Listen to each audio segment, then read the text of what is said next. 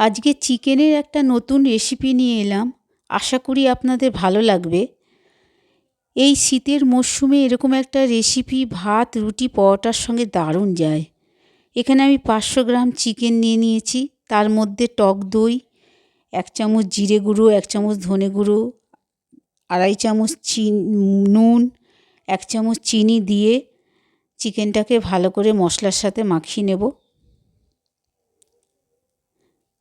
এবার আমি কড়াইয়ে কিছুটা কচি পালং শাক নিয়ে নিয়েছি। এর মধ্যে কিছুটা জল দিয়ে এটা আমি 2-3 মিনিট ভাপিয়ে নেব। খুব বেশি সেদ্ধ করব না।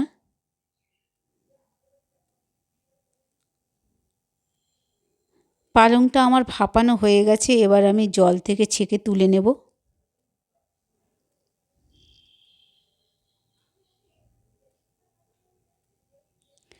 কড়াইয়ে আমি তেল দিয়ে দিলাম। এবার আমি গোটা গরম মশলা, দারচিনি আর এলাচ দিলাম, আর 3টে তেজপাতা দিয়ে দিলাম। এর মধ্যে 2টো বড় আকারে পেঁয়াজ কুচিয়ে দিয়ে দিলাম। দিয়ে একটু নাড়াচাড়া করে নিয়ে একটা টমেটোর কুচনো দিলাম। দিয়ে এটাকে একটু ভাজা ভাজা করব।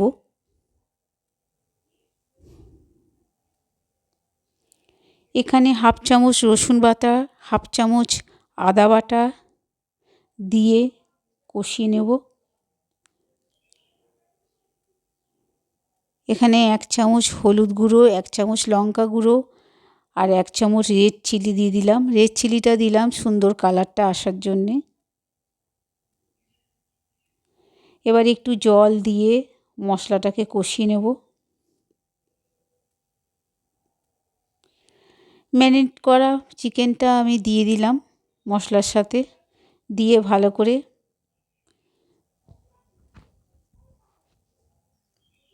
কষিয়ে নিচ্ছি। এবার একটা ঢাকনা দিয়ে একটু সেদ্ধ করে নেব চিকেনটাকে,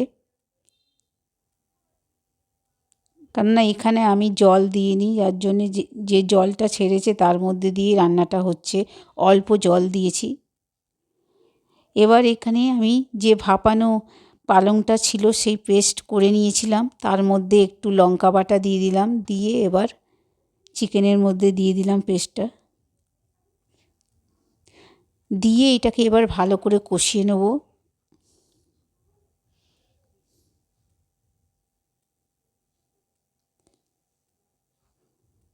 দেখুন কষাতে কষাতে আমার তেল ছেড়ে গেছে। পালং চিকেন আমার রেডি। এখানে আমি সার্ভ করে নিচ্ছি।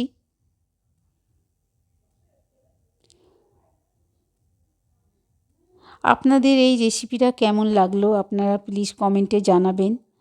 আর যদি না করে থাকেন এই রেসিপিটা একবার করে ট্রাই করে দেখবেন। এটা খুব ভালো লাগে এই মরশুমে এরকম একটা রেসিপি রুটি, পরোটা সব কিছুর সাথে। এখানে 1 চামচ বাটার দিয়ে। রেসিপিটা ভালো লাগলে লাইক এবং শেয়ার করে দেবেন।